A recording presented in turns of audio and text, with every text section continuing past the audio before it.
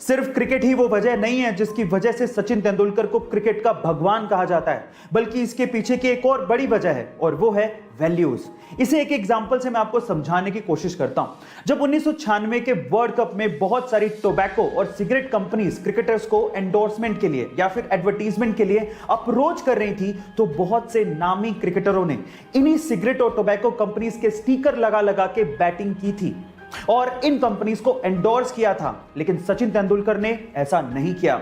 उन्होंने बैट पर बिना स्टिकर लगाए क्रिकेट खेला, लेकिन इन कंपनीज को कभी भी प्रमोट नहीं किया। उन्होंने पब्लिकली हमेशा यह बोला कि मैं कभी भी टोबैको कंपनीज और शराब की कंपनियों को एंडोर्स नहीं करूंगा।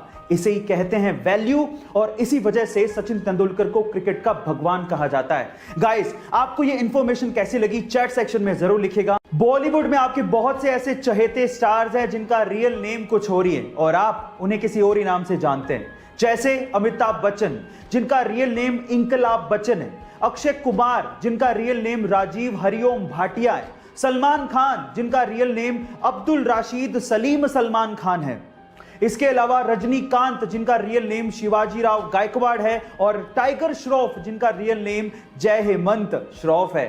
गाइस, आपको बॉलीवुड की नेमिंग मिस्ट्री कैसी लगी चैट सेक्शन में जरूर लिखिएगा। जब आपको इंटरनेट पे कुछ सर्च करना होता है तो आप कहां जाते हो? ऑब्वियसली दुनिया के सबसे बड़े सर्च इंजन गूगल पे। लेकिन क्या गूगल की भी खुद की कोई फुल फॉर्म होती है?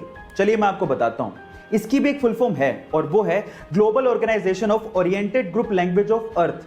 लेकिन ये इसकी ऑफिशियल फुल फॉर्म नहीं है। देखिए, गूगल शब्द गूगल के फाउंडर्स ने ही इजाद किया था और ये वर्ड गूगल से इंस्पायर्ड था। और गूगल एक नंबर है जिसमें एक के पीछे 100 जीरो होती है। ये इतना बड़ा नंबर है। गाइस, आपको ये इंटरेस्टिंग फैक्ट जान के कैसा लगा चैट सेक्शन में जरूर लिखेगा। एक बार बिल गेट्स ने किसी रेस्टोरेंट में खाना खाने के बाद खाना परोसने वाले वेटर को टिप के तौर पे $5 दिए, तो वो वेटर बिल गेट्स को बड़ी हैरानी से देखने लगा। तो इस बात पे बिल गेट्स ने वेटर से पूछा कि क्यों भाई, क्या हो गया, तो मुझे इतनी हैरानी से क्यों देख रहे हो? तो उस वेटर ने बड़ी विनम्रता से कहा कि इसी टेबल पे जब आपकी डॉटर ने खाना खाया था तो उन्होंने मुझे $500 की टिप दी थी, और आप तो उनके फादर हैं, दुनिया के सबसे रिचेस्ट पर्सन हैं, और आपने मुझे सिर्फ $5 ही दिए। तो इस बात पे बिल गेट्स ने जो कहा वो आप लोगों को सुनना चाहिए। बिल गेट्स ने कहा कि उसके पिता दुनिया के सबसे अमीर आदमी हैं, पर मेरे पिता नहीं।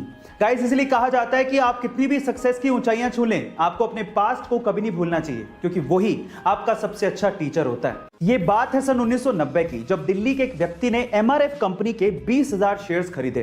तब एमआरएफ कंपनी के एक शेयर की कीमत लगभग 10 रुपए थी, यानी कि लगभग 2 लाख रुपए उस व्यक्ति ने एमआरएफ कंपनी में इन्वेस्ट कर दिए थे।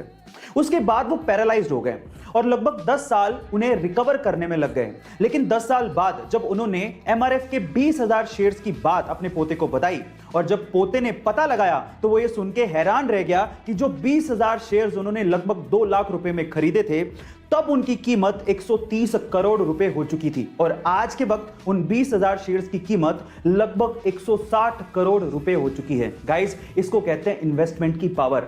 हम मिडिल क्लास लोग ज्यादातर अपनी सेविंग्स को या तो एफडी में या आरडी में रखते हैं, लेकिन अगर उसका 10 या 20% हिस्सा भी हम लोग इन्वेस्ट कर दें तो शायद हमारे वारे न्यारे हो जाएं। तो आज ही इन्वेस्टमेंट शुरू करिए, लिंक डिस्क्रिप्शन बॉक्स में गिवन है। सोने की शुद्धता को हम लोग कैरेट में परखते हैं, लेकिन कितने कैरेट में कितना प्योर गोल्ड है ये हमें कैसे पता लगेगा? चलिए मैं आपको बताता हूं। सबसे पहले होता है 24 कैरेट गोल्ड, जिसमें 99.9% तक प्योर गोल्ड होता है। अब इससे खरा सोना है ही नहीं, लेकिन इतना सॉफ्ट होता है कि इससे ज्वेलरी नहीं बनाई जा सकती। फिर आता है 22 कैरेट गोल्ड, जिसको 916 गोल्ड भी कहते हैं, क्योंकि इसमें 91.6% प्योर गोल्ड होता है और बाकी बचे हुए परसेंटेज में कॉपर और जिंक जैसे मेटल मिक्स होते हैं। अभी थोड़ा हार्ड होता है तो इसे ज्वेलरी बनाना आसान होता है। फिर आता है 18 कैरेट गोल्ड, जिसमें मात्र 75% तक की प्योर गोल्ड होता है और बाकी बचे हुए 25% में निकल, कॉपर और जिंक जैसे मेटल मिक्स होते हैं। यानी कहने का मतलब यह है कि जैसे जैसे कैरेट घटता जाएगा, सोने की शुद्धता भी घटती जाएगी और साथ ही साथ सोने की चमक भी घटती जाती है। गाइस, आपको ये इन्फॉर्मेशन कैसी लगी चैट सेक्शन में जरूर लिखेगा, और ऐसे अमेजिंग वीडियोस के लिए यूट्यूब पे हमारे चैनल को सब्सक्राइब कर लीजिएगा, वीडियो को शेयर करिएगा और लाइक करना मत भूलिएगा। मिलते हैं अगली वीडियो में।